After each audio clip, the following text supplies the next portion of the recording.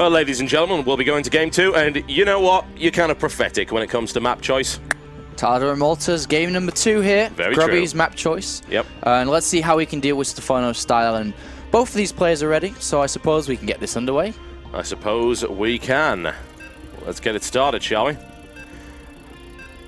So as we said, the mystery is, has Grubby figured out a hole in the build order of Stephano?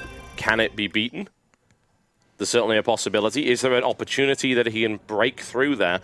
We did see him do well against Rhett yesterday, but Rhett doesn't play the same playstyle. You can't apply the same tactics. But maybe he's learned something. We'll find out very shortly, folks, as we go into this game right now. It's my pleasure to bring you Team Grubby's Grubby. He is in the green trunks, and he is playing Protoss to the northwest of this particular map. You know, I've joked, by the way, that especially on this map, which is one of Grubby's favorites, he plays green because it allows him to hide probes under trees better. It's harder to see on the mini-map. Every little advantage counts. Versus his opponent, currently one game up in this best-of-5 series, it is Millennium Stephano. He is in the pink trunks playing Zerg to the southeast. Yeah, not only is this a decently sized map, Grubby can obviously forge fast expand, which gives his economy a bit of a boost in the mid-game. It is a little bit more difficult for Stephano to take a third base on, due to the rocks on the third base. And then also long distances towards an actual third base without rocks, which we may see Grubby do something with +1, maybe even Void Rage. We may even see some crazy builds such as double Stargate come out. So we're going to have to see what he does have planned. But Stephano, I think Stephano's game plan here is just to play exactly the same, try to get to the same goal at the end, and try to win in the exact same way. Yeah, absolutely. I mean, maybe he will punish somebody if they try to be super greedy versus his style and then just turn the switch and then build a bunch of Roach and Lings and go. But overall, his ultimate goal here is to reach that end goal, which is working so well and is so difficult for multiple Protoss players. Yes, it is certainly tricky, and Stephano's definitely the kind of player that I've seen, and we saw it in IPL. If you remember IPL, he used the same style against all of those Korean Terrans until one took him out from him, and then he switched it up. And yeah. he's very much the kind of player that says if it ain't broke, don't fix it. Use it until they find a hole in it, then switch to a different build. Because if you do that in a best-of-5 series, good luck adapting to the second build. Yeah. It's tricky. It really, really is tricky. And that's probably what's going to end up happening. So we can expect the same thing. And Grubby will try, as you said, to poke holes in this. He is able to forge fast expand on this map. So that might make him a little bit more comfortable to begin with. He was having to respond to early pressure as a result of the one gate expand on Metalopolis. And forge fast expanding on that map is extremely difficult unless you happen to be White Ra. And we do have the pylon now, blocking the hatchery. And he's kept it alive as well, which is going to obviously keep the duration of that hatchery for as long as possible from going down. Meanwhile, we do have 4 Zerglings, which will kill the pylon, then move out. Meanwhile, Grubby's got his expansion down, has to build the cannon, then the gateway, due to the Lings coming out nice and early. Though being in cross positions and having the pylon up, he probably could have got away with gateway, then cannon, because I don't think the Lings are going to get there in time before any real pressure can come in. But it's okay, Grubby, it's only a small difference really, just a small few second difference. Yeah, exactly. But it's not that big, and especially if Grubby doesn't want to do anything aggressive, it doesn't really matter at all. Meanwhile, the probe does survive, and I wonder, it can't really go high though. That's the worst thing in the world, is when you get entailed a bit of an error, this. by the way, here, I have to say, and Grubby actually gets supply blocked as a result of that pylon, which is a bit of an issue, and that's delaying his probe production quite significantly. Yeah, a little bit, but it's actually a part of the build though. You just squeeze 2 more probes with the pylon on his natural, and then you build a second one immediately to start to wall in here on the ramp. But he manages to get the gateway up on the Nexus, so it's a little bit a part of the build though. Yeah, it's that's why I don't like the build. I don't like any build where you deliberately get supply blocked. I like to know that I supply blocked because I screwed up. I don't know though, I think I could probably adapt to something like that, and then people would complain at me and say, hey, you got supply blocked. Say, aha, it was all part of my cunning plan. Exactly, like the extractor trick. Exactly, it is kind of like the extractor trick. Zealot now is going to continue and basically wall this off. I wonder if it probably won't build a second one because Stephano's not going to allow Zealot to walk across the map. But let's have a look at Stephano's plan. He's got gas and he's stayed in gas. Look at this. He's got the speed and stayed in gas. I wonder if he's just going to like super fast tech to lair or something, or maybe try to do some form of aggression versus Grubby here. May even try some Baneling Bust or something along those lines. So already this game is a lot more interesting than the previous one because we're seeing something crazy from Stephano. Well, that also the fact that Stephano's built his expansion all the way over the other cross side of the map right there. That's fairly common.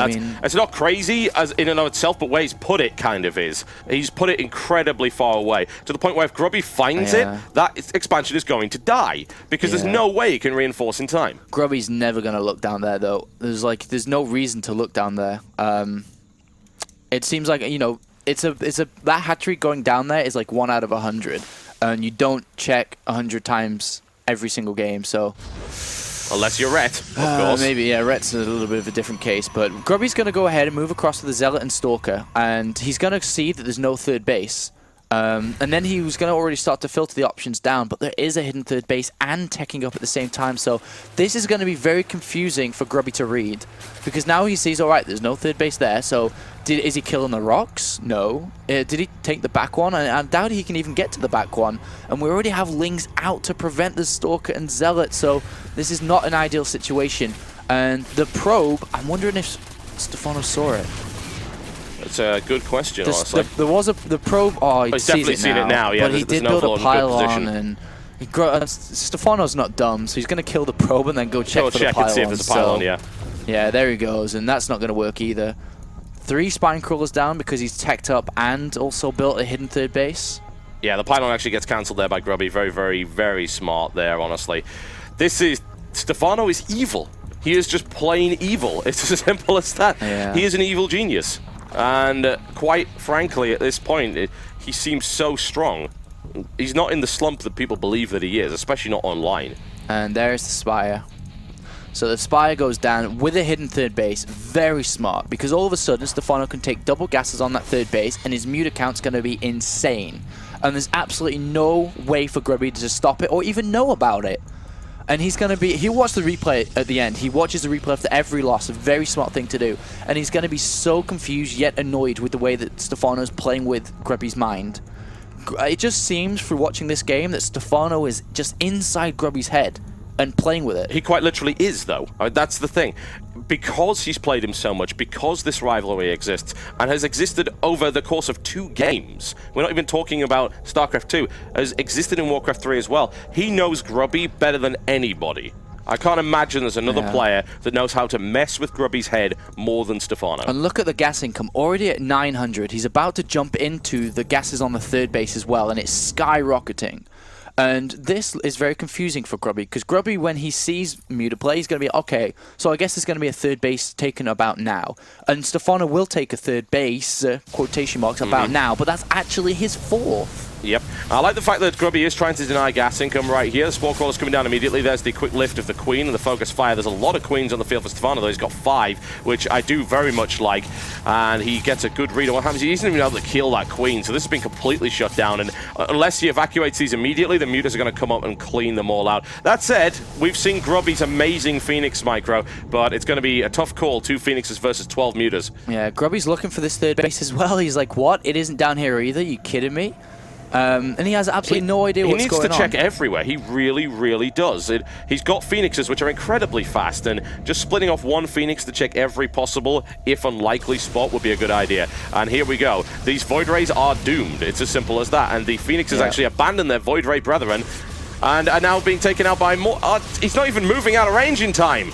Oh, so very close. Grubby is shaken here. And Grubby's right now throwing down 4 additional gateways. He's gone to a total of 8, I think, or is it just 7? Okay, so a total of 8, yes. 8 and 1 upgrades. Blink as well. So he's going to be playing very, very aggressive right now versus Stephano. He's going to be warping in a lot of units to try and deal with this. He may actually try to expand with a lot of gateways. Oh, that was brutal. He flew right into that, and he still doesn't spot the third base.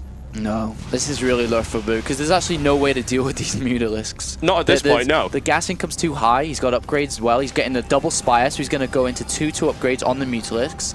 Even with Blink and the Sentries, with a few Phoenix in the mix, he's now also getting Lings and so on, or he's getting the Ling upgrade to start with. Oh, man. And Grubby's now on 2 base. That ain't going up. Camping on 2 base as well. Probes.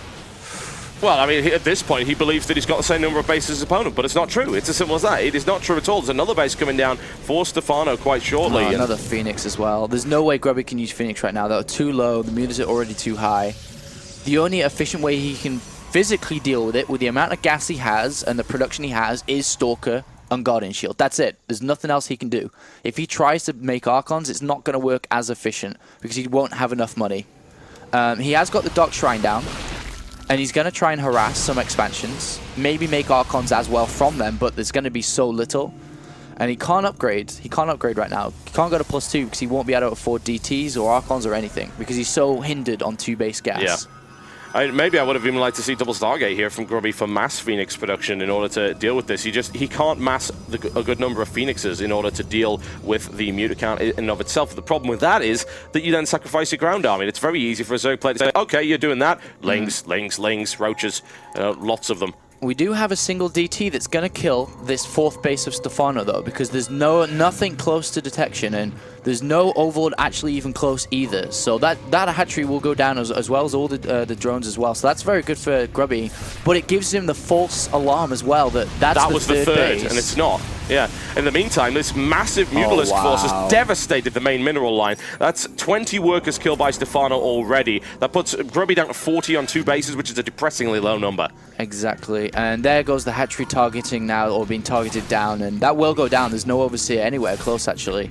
Absolutely nowhere close. Well, I don't know, he might get away with it. The Overseer has now been morphed and it's heading in this direction. Stephano is moving units in, and that is only 1 DT, so there is the very real possibility, especially with Transfuse from those Queens, that that's going to live. Transfuse. There we go.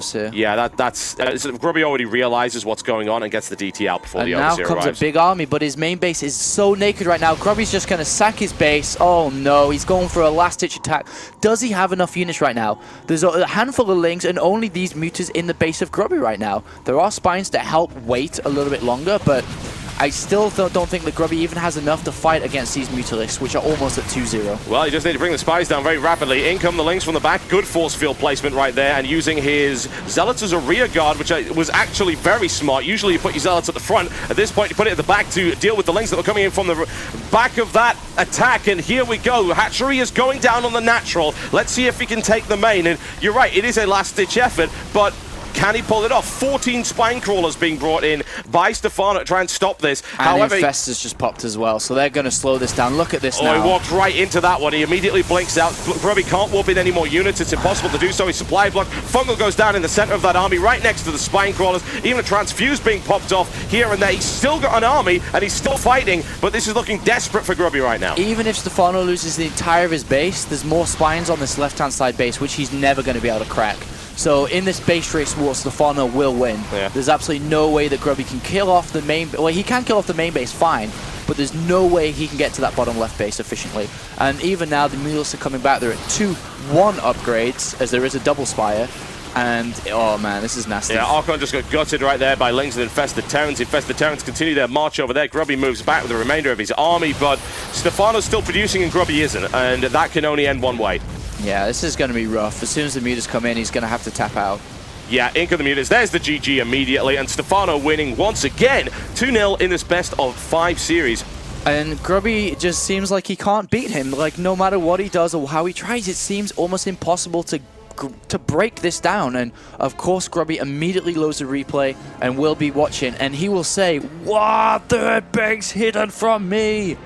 And it's annoying, of course it is. So will he be able to come back, though, from a 2-0 deficit? He has to win all 3 games now. Otherwise, Stephano's just going to close it up in the last game, and that obviously is now getting more difficult. And the thing is, that was one of his map choices as well, one of his favorite maps, and he loses on it in a convincing fashion. And it wasn't even this. I mean, it could have been the same style there by Stephano. Stephano decided to turn on more Mutas than we saw on Metalopolis, but he still went for double Spire, so that does lead into Broodlord, as we've seen before, but it didn't even get to that point. He went for that. I would say he went for a mid-range attack, but he didn't. He didn't go for a mid-game attack at all. He didn't have the harassment. He didn't have the Warp Prism. He couldn't get the Warp Prism out because the Muta count was too high anyway.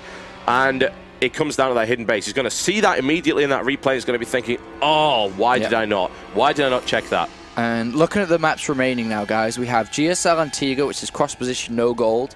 We have GSL Daybreak, a very large map. And we have Shakira's Plateau. all 3 maps, Stephano more than happy to play on. Yep. Antigua Shipyard is his map choice every time anyway, because it is very filtered once again in the middle. He can go very heavy roach as well if he wants. Very true. Daybreak is very large, and it's going to be hard for Grubby to try to penetrate any early aggression, because there's only the one area where any aggression can come from, and as long as Stephano scouts around there, he should be fine. So I think the only option remaining for Grubby to choose would be Shakira's Plateau. And the reason for that is, of course, late game there is going to be just as hard as any other. But there's more options for gimmicky play to come through, such as Warp Prism, Sentries, keeping Stephano in the main maybe. Some form of, some blink attack, I don't know. But I think that's going to be the map, unless Grubby has something else planned. But either way, man, this is very, very difficult. Yeah, it is. It is incredibly tricky. We're going to be going to a quick commercial break, and when we come back, Grubby's going to choose his next map. Will he be able to overcome Stephano, or will Stephano once again continue his unbeatable streak against Grubby? We'll find out shortly.